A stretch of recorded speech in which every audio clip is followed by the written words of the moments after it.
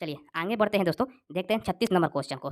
देखिए, किस संवैधानिक संशोधन अधिनियम के द्वारा राष्ट्रपति के लिए संवैधानिक संशोधन विधेयक पर सहमति देना अनिवार्य किया गया? ठीक है, रिपीट फिर से मैं करता हूं दोस्तों क्वेश्चन को। किस संवैधानिक संशोधन अधिनियम के द्वारा राष्ट्रपति के लिए दोस्तों संवैधानिक संशोधन विधेयक पर सहमति देना अनिवार्य किया गया? ठीक है, 36 का जो राइट आंसर हो जाएगा 24, ऑप्शन ए 24 है। ठीक है, चलिए दोस्तों आगे बढ़ते हैं।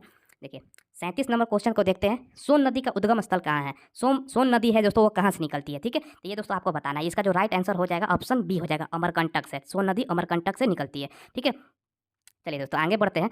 देखिए 38 नंबर क्वेश्चन है दोस्तों, ये मैथ का क्वेश्चन है। किसी वर्ग की भुजा का माप लेते समय दोस्तों भूल से 2% अधिक माप लिया जाता है, गलती से 2% अधिक माप लिया जाता है। उस वर्ग की दोस्तों परिकलित क्षेत्रफल की आयु रोटी के आप जो प्रतिशत है वो ज्ञात करना है। ठीक है, इसका जो राइट आंसर इस प्रकार का अक्सर पूछा जाता है, ऑप्शन डी हो जाएगा। ठीक है, 4.04%। ठीक है, ये ध्यान रखिएगा। चलिए, पूगा घाटी स्थित है। 39 नंबर क्वेश्चन दोस्तों, पूगा घाटी कहाँ स्थित है?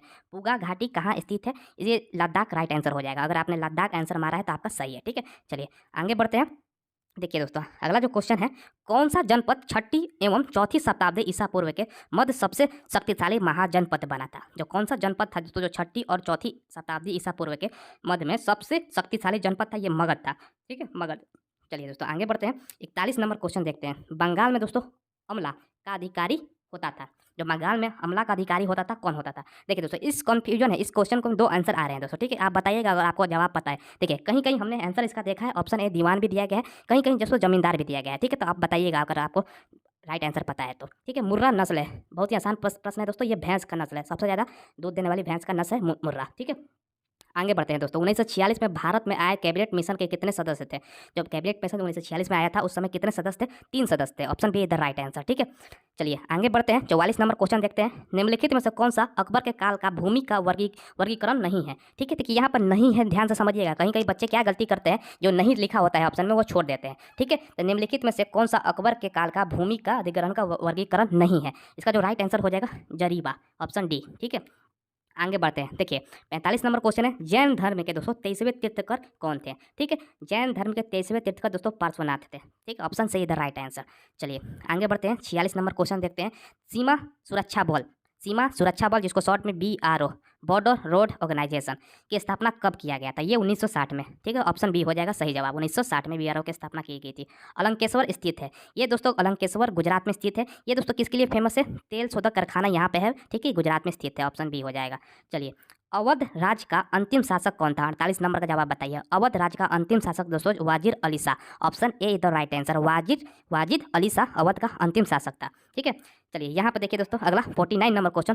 देखिए, वेग से गतिमान वस्तु की गतिज ऊर्जा क्या है? ठीक है, इसका राइट आंसर मैं बता देता हूँ। ठीक है, आपका क्या हो जाएगा? ये प्रश्न थोड़ा सा मुझे गलत लग रहा है, लेकिन इसका राइट आंसर आप मुझे पता है। ये आंसर हो जाएगा K/9। ठीक है, ऑप्शन बी। चलिए आगे बढ़ते हैं दोस्तों। देखिए 50 नंबर क्वेश्चन है दोस्तों।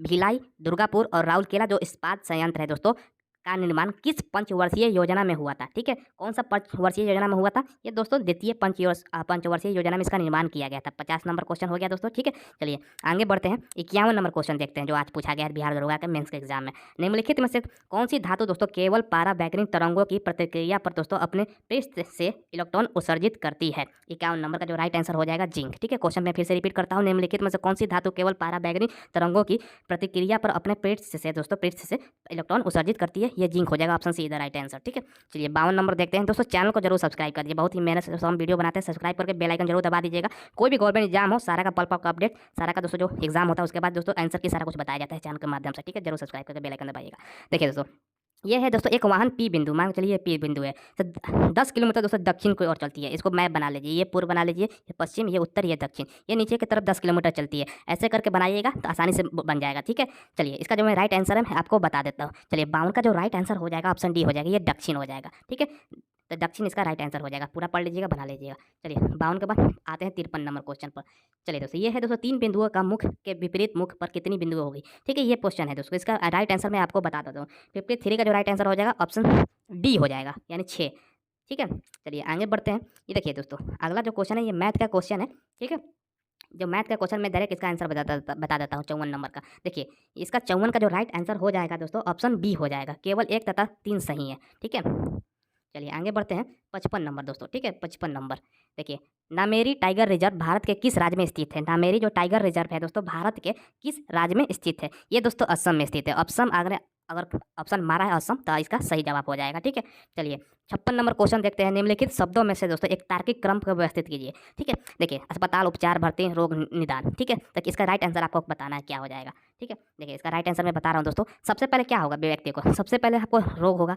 अब रोग होगा तो दोस्तों उसके बाद आप कहाँ जाइएगा। ठीक है, रोग होगा तो उसके बाद आप अस्पताल में जाइएगा। ठीक है, अस्पताल में जाइएगा तो फिर अस्पताल में भर्ती होइएगा, फिर उपचार होगा, लास्ट में आपका निदान हो जाएगा। तो ऑप्शन बी इसका राइट आंसर हो जाएगा, ऑप्शन बी। ठीक है, 56 का 57 देखिए दोस्तों, भारत में मीठे पानी की सबसे बड़ी झील ये हुलर झील है। ये जम्मू कश्मीर में स्थित है। कहाँ है, JNK में। ठीक है, जम्मू कश्मीर में, option be the right answer.